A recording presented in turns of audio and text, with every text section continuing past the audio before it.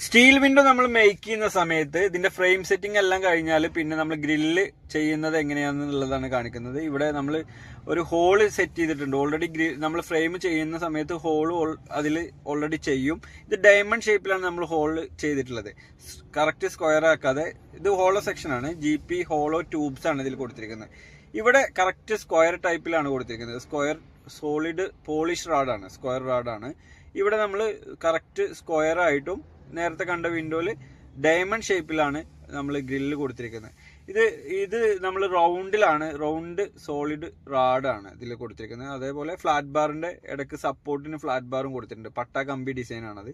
അതേപോലെ ഇവിടെ SS-ന്റെ ട്യൂബും നമ്മൾ കൊടുത്തിട്ടുണ്ട്. SS-ന്റെ സ്ക്വയർ ട്യൂബാണ്, ഇതും സ്ട്രെയിറ്റ് ആയിട്ടാണ് കൊടുത്തിരിക്കുന്നത്. 4x3 ഇതിന്റെ ഫ്രെയിം സൈസ് വരുന്നത്.